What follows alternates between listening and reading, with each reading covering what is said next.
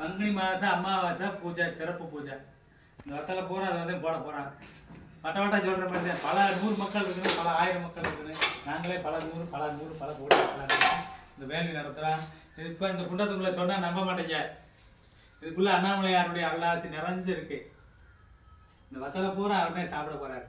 அது போக உலகில் உள்ள என்ன தெரியுமா, சிவபெருமானுடைய அருள் இருந்தால் அந்த இடத்துல உலகத்தில் இருக்கிற அத்தனை தேவதைகளும் அந்த இடத்துக்கு ஓடியாந்துடும்.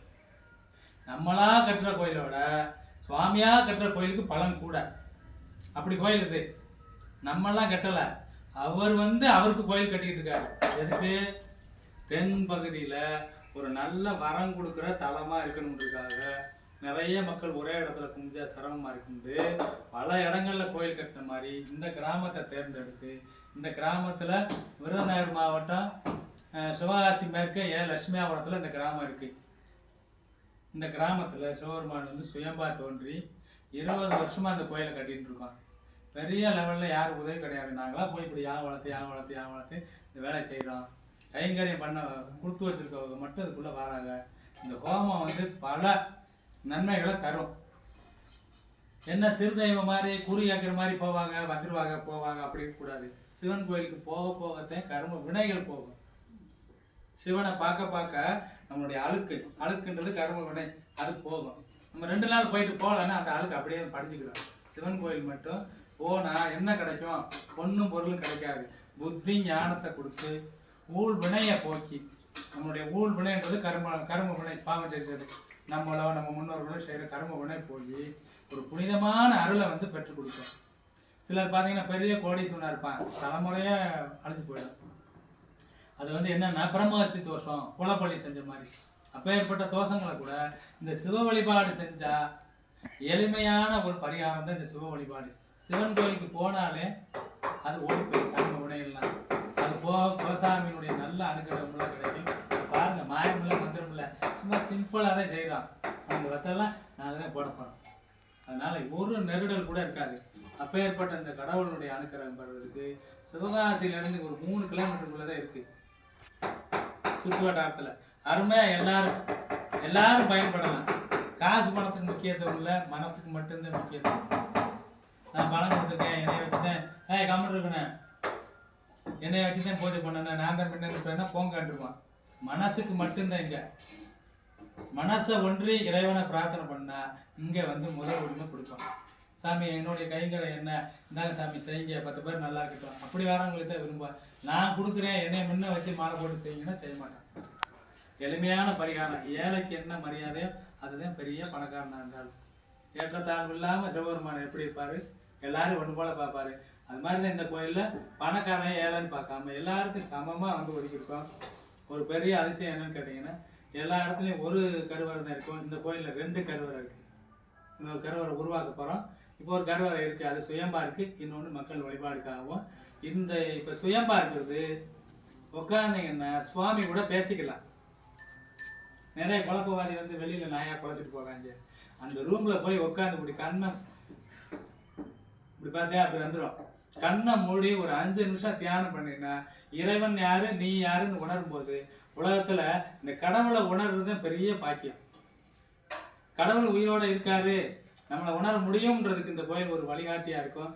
எல்லா மக்களும் வந்து ஈசனர் பெருமாறு நாங்கள் ரொம்ப பிரார்த்திக்கிறோம். எல்லாரும் கலந்துக்குங்க.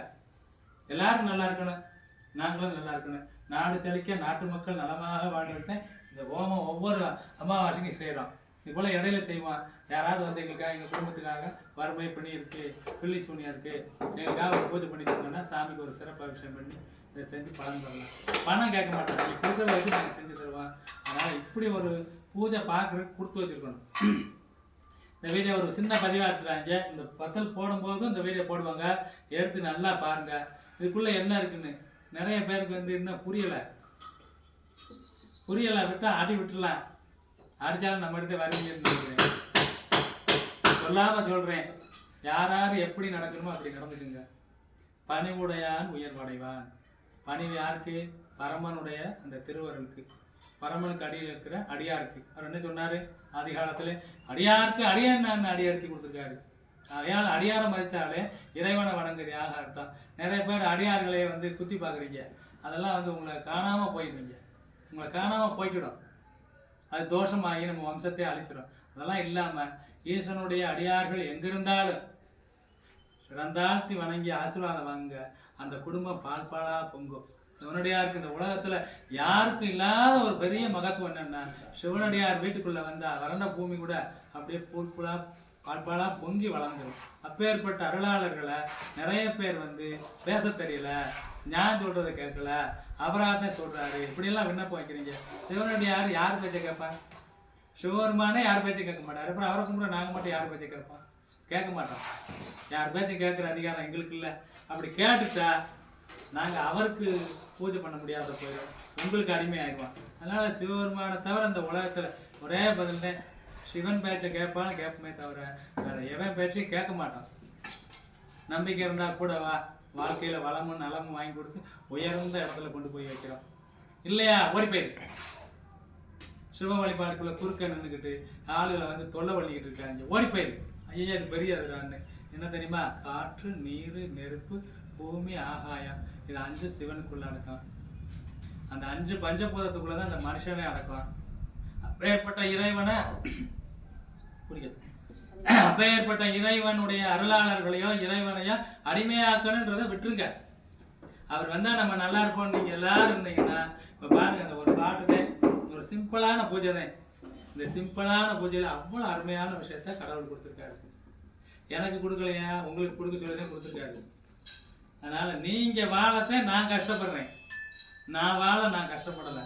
ரோட்ல பிச்சை எடுத்து சாப்பிட்டு போயிடலாம், ஒரு வாய் சோறு யார் வேணாலும் போடுவாங்க. அதனால நீங்க எல்லாரும் வாழணும். எல்லாரும் இந்த யுகத்துல சிவபெருமானுடைய அருள் பரவன்றதுக்காக இந்த பூஜை பண்றோம். மணி அடிங்கம்மா நல்லா இருந்து கேளுங்க.